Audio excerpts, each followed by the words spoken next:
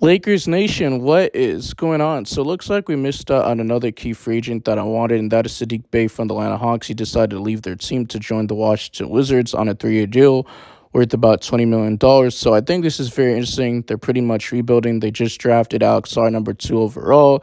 They also hired a new general manager and a new head coach. And I guess they got the replacement because they just traded one of their best players away in Danny Abdia to the Portland Trailblazers before free agency. And for the Atlanta Hawks, and I just don't know what they're doing with Trae Young. Are they going to keep him or are they going to build around him? Because it just doesn't make too much sense. They just drafted Zachary, we should say, number 1 overall pick from overseas.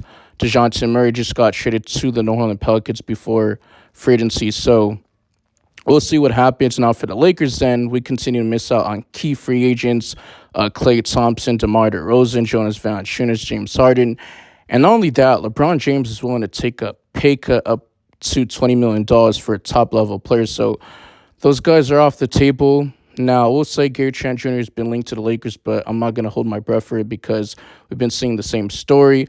Players continue to be linked to the Lakers, and Rob Pelinka just drops a ball. He's a 3-and-D wing. He can guard both sides. He can play the power forward, small forward position. A very good three-point shooter, solid defender, 6'7", weighs about 215 pounds. So he has the length, he has the versatility, and he has the size. Now, I will say this season, he did shoot, career low from the three-point, 31.6% and 5.7 attempts per game, which is terrible. But last year, he shot like damn near 40% on 5 attempts per game. So that is very good.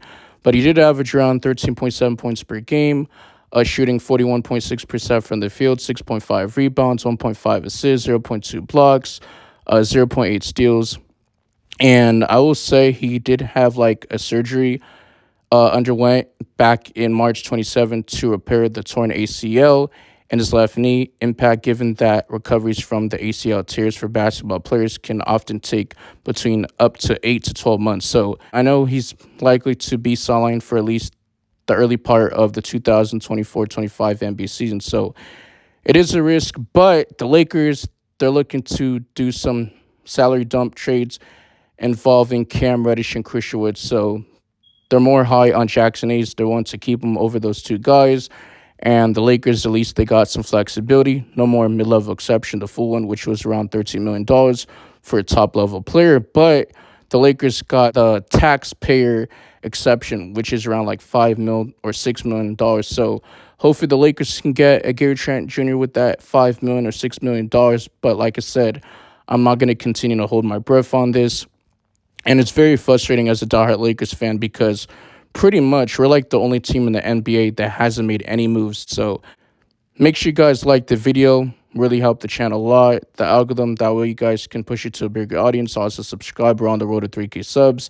And lastly, turn on the notification bell so you guys get notified for future Lakers content. And I'm out of here. Peace.